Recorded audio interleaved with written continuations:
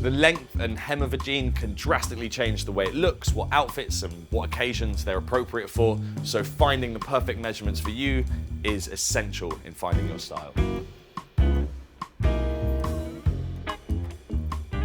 So obviously there's no correct way to wear a pair of jeans, so I'm going to take you through 4 different options. You've got straight down, you've got stacking, you've got heel bite, and you've got cuffed.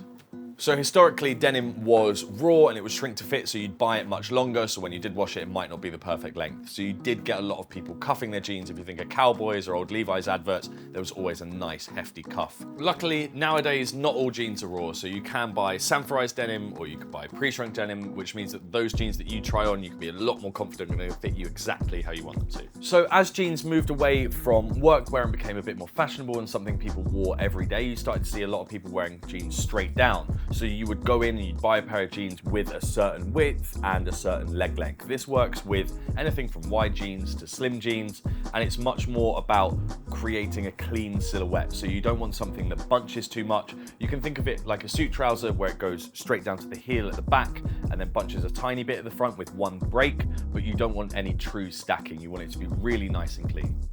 In the world of denim and heavyweight denim and Japanese denim, you'll see a lot of people wanting a jean that stacks. So this only really works with jeans that are a little bit slimmer because otherwise they just fall over the shoe. You need something that holds up. And the reason people like this is because of the fades. If you think especially in a heavier pair of jeans, if it stacks, it's going to get some really nice honeycombing on the back. And sometimes if it's got a lot of stacking, that honeycomb even stretches around to the front as well.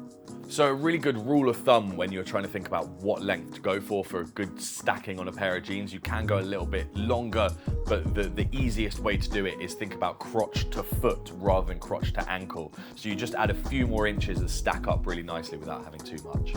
So as I said, this doesn't work for wider jeans. So when you do go for a wider jean, you get some heel bite.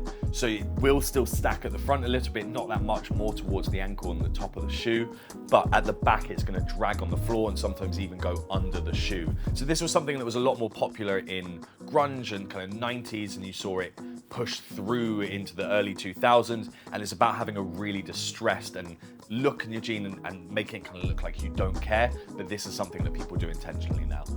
One of the most popular ways to shorten your jeans, and it has been forever, is just to cuff them. Cuffing has a really rich history. It comes from workwear and miners and cowboys wearing their jeans, and they also would use this to store things, maybe matches or cigarettes or something little that you wouldn't put in your pocket. They would put it in their big cuffs of their jeans and keep it nice and safe in there. So as you moved more to the late 60s and early 70s, the way people wore their jeans diversified. People were wearing wider jeans, they were wearing higher jeans, and the cuffs kind of just fell to the wayside. It was something people didn't really do so much for fashionable choices anyway.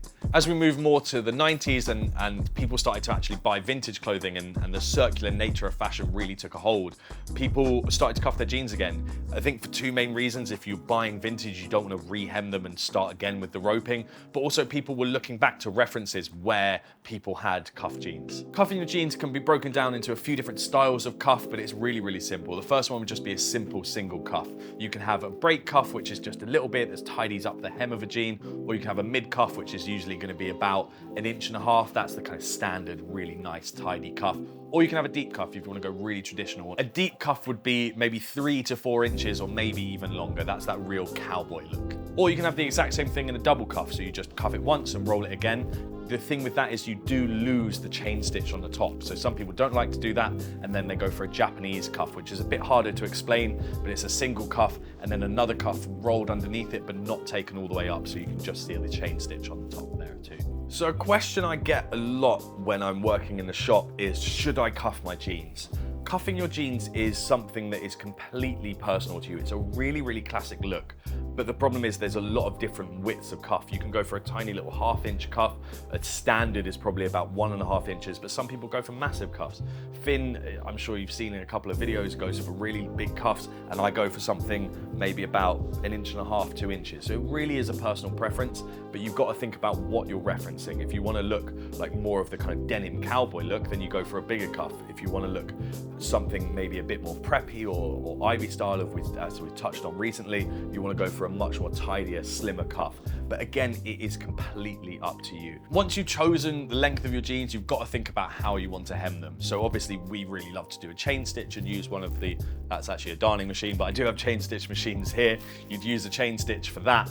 Or you can go for a raw hem. I do have a couple of pairs of jeans with a raw hem. I like it on a more distressed or lighter colored pair of jeans. I do think sometimes it's best to add a little stitch in there just so it doesn't fray up too much. Or you can go for a traditional chain stitch. If you're looking to get your jeans professionally chain stitched, I think the best thing to do is pop them on, have a look in the mirror at the length, then cuff them to a point where you're happy with where they sit on the shoe, and then measure that. That's how much you want to take off rather than measuring an inseam. It's much easier for you and the tailor. If you do want to keep some sort of turn up or cuff on your jeans and you've ended up with a, say, 4-inch turn up, but you wanted a 2-inch cuff once they're complete, then just take off 2 inches and that's the measurement you need. Hopefully these tips have given you a good place to start, but do remember that there is no right way to wear a pair of jeans. You shouldn't overthink it. You should just think about what you're comfortable wearing, but it's sometimes useful to have a little bit of an idea and a bit of guidance.